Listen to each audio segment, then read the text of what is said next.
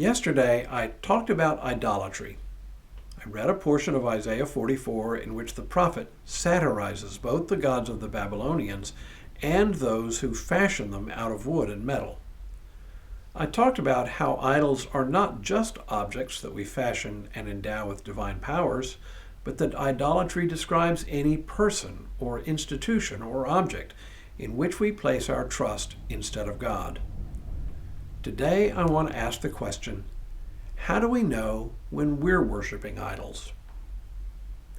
Hello, I'm Stuart Baskin, pastor of First Presbyterian Church of Tyler, Texas. And this is your daily devotional for Wednesday, January 21st, 2026. Idolatry is pretty easy to ridicule, and it's not that hard to spot in others. It's not hard to see how others have fallen prey to misplaced trust in persons, institutions, or objects other than God. What's hard is seeing it in ourselves. And trust me, we all fall prey to it from time to time. Have you ever faced crushing disappointment?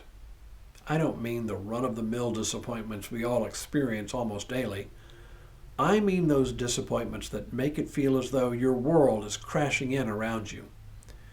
If so, you may have experienced a little bit of idolatry. Don't get me wrong, there are big disappointments in life that are not the result of idolatry, and not because we trust things too much, but many are. Ever been bitterly disappointed that you didn't get inducted into a particular club? Feeling disappointment here is normal. It verges on idolatry, though, when our disappointment is so complete that we feel that life no longer has meaning.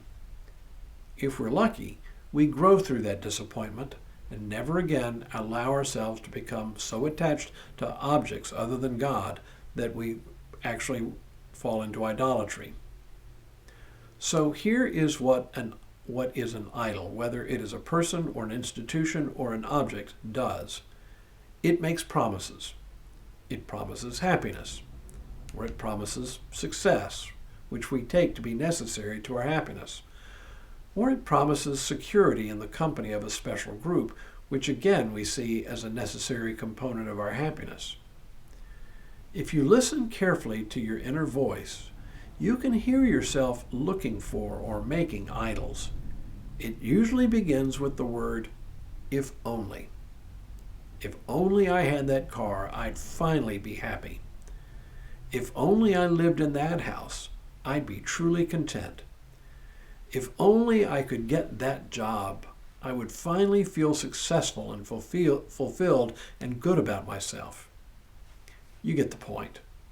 We make idols out of a great number of things that we think will bring us happiness, but which, when we finally acquire them, leave us thirsting for more. Ever more, always more. And because we always want more, it is a sure sign that we have placed our confidence in something or someone who cannot fulfill its promises.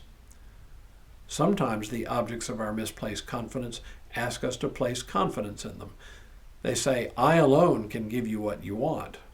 And for a while, they seem to be able to fulfill their promises. But always, they ultimately fail us.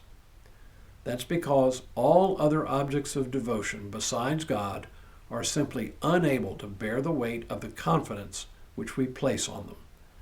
They ultimately fail every time, whether we like to admit it or not. And there's yet another feature of idolatry. It's hard to give up. Even when the person or thing we idolize fails us, we make excuses for them. We rationalize the reasons for their failure, anything to keep ourselves from the realization that we were wrong to place our confidence in them in the first place. On the other hand, and this one is really insidious, sometimes the people and things we idolize make no such promises themselves, but rather we invest them with powers that they themselves do not claim. Then when they fail us, we are deeply discouraged, disappointed, brokenhearted, because once again, they cannot possibly bear the weight of the trust that we place on their shoulders. The psalmist describes idols and those who make them perfectly. He says, "The idols of the nations are silver and gold, the work of human hands. They have mouths, but they do not speak. They have eyes, but they do not see. They have ears, but they do not hear. And there is no breath in their mouths. Those who make them and all who trust them shall become like them." You see, not only are idols false, but those who make them and those who trust in them always become just like them, having minds but no true understanding. It has always been that way. Now may God continue to bless you and keep you in all that you do this day and in all the days ahead.